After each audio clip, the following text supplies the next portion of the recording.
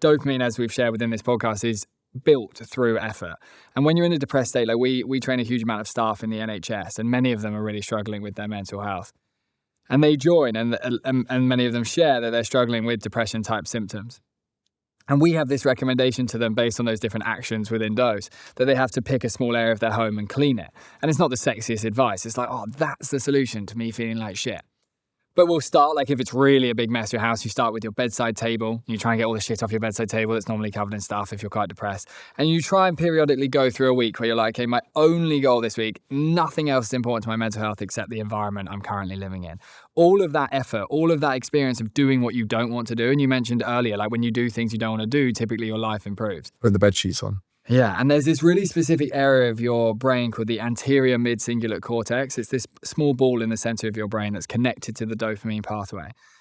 Whenever you do things you don't want to do, it activates and it lights up and it strengthens. And it actually over time will get bigger. Like what people that are called super agers reaching past 100 or really high performing athletes will have a bigger AMCC, anterior mid-cingulate cortex, because they've spent so much time making decisions they don't want to do. And this area has strengthened. And as a result, they've got way more willpower to do hard things.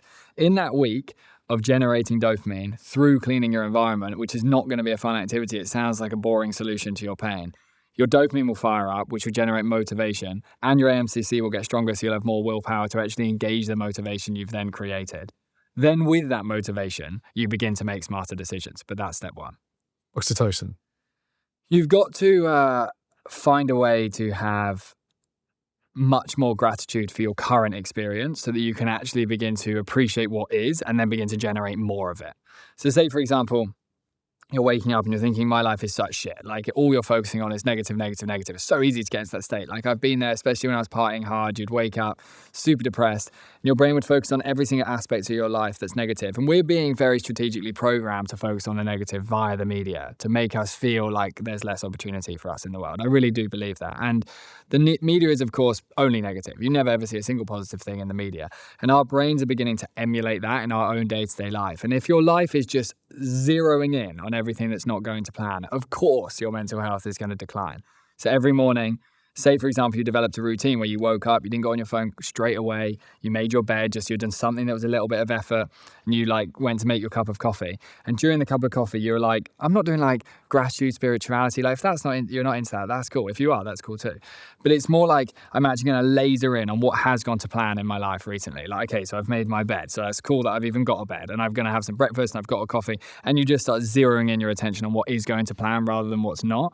And that positive reinforcement begins to make you focus on more of the positive actions than focusing on the less. A bit like on YouTube, if you look for a win compilation, people are like, what's that? And it's people like hitting 3-pointers from the other side. It's like the end of a basketball game, someone just lobbing the ball with 3 seconds left and they're going through. Good stuff. It's people, you know, they're like chuck a knife up and roll a melon out and it lands in it perfectly. Those win compilations get less than 10% of the views of fail compilations. Yeah. So fail army is much bigger. There's not even a win army because people are dialed and connected to watching people fail. Mm-hmm. Now, I'm not into the sadistic stuff. I like seeing people slip on ice. I like, especially when people are going downstairs in the wet, when someone slips and, you know, yeah, that's me. So that can be the best part of my day sometimes. So that's a joke. But like, I love watching sometimes like a good fail compilation, especially if we're watching something on TV that's a bit dark and twisted and sinister. Mm-hmm. We sit there and go, let's put something on that's, you know, a little bit more lighthearted. So, the fact that humans, even from an algorithmic standpoint, are so much more drawn to seeing bad things happen than good things. Like, even now, the amount of people that would much rather watch a thriller where millions of people or thousands of people or hundreds of people get murdered. There's something about, I think it was a stand-up comedian talking about the fact that women can watch some of the darkest serial killer documentaries ever and just be fine. That's good to know. You know, they're like, how do you switch off as a young woman? Oh, you watch documentaries about serial killers. It's not switching off, it's escaping your current reality. So different. Talk to me about that. That's what we're so desperate to do inside these phones, is not be in the reality of the life that we actually have in front of us. Are we seeking something better or different? Not what we have. Because we're not creating the lives that we could create. We all know deep down that we could be making much smarter decisions to access the life of our dreams, but we just have this guilt within us that's not actually making the right decisions. And then as a result of not wanting to feel that guilt and continue to just stay in dopamine land, we watch things to try and take us out of the reality we're actually in. That's why the silent walk is so powerful, because if you go on the silent walk, there's no choice but truth to come through to your brain. You're like, oh, fuck. Actually, spending my whole life watching porn and eating like shit and drinking loads of alcohol, like that's not creating a life I want. Like I want a life where I have a beautiful home, or I have a certain relationship, or my kids feel a certain way, or their mental health improves, or my mental health improves. When we come out of this artificial reality and connect with our real reality, we start making the better decisions. Do you think there's a gap between that just because it's hard? So it's hard to go for the run. It's hard to wake up when the alarm goes off.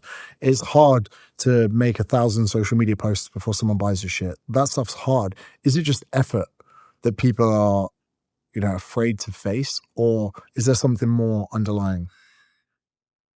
It is effort that we're afraid to face, and it is hard, but it's really important to understand we are personally in control of how much motivation we have to do hard things. We're led to believe that it's like, you see all those things like life's about discipline, like motivation's up and down, like who knows what will happen. That is not the case. If you have a ton of dopamine in your brain, you will be motivated. Hunter-gatherers don't get demotivated. They don't go like, actually can't bother to hunt a sick day today. Yeah, not that. No, they're like, oh shit, I've got tons of motivation. And they're so fired up because they've got an abundance of dopamine in their brain. They're literally little dopamine vesicles that sit in an area called your ventral tegmental area, which is like a dopamine factory in your brain. And they've got a shit ton in there ready to just fire at the reward center when they do hard things and make them insanely motivated. Because they're not obviously scrolling, watching porn all night, so they're waking up with a ton of it in their brain, and then doing all the hard things is easier. And it's so hard to battle a brain that has low dopamine. Like if you are to wake up and say, I need to go on a run, or I need to try and not go on my phone, or I need to read, or I need to list out what's going to plan in my life, all of that is a nightmare if you don't have dopamine in your brain. And that is why a world where you come off of digital stimulation is so crucial to you accessing your dream life.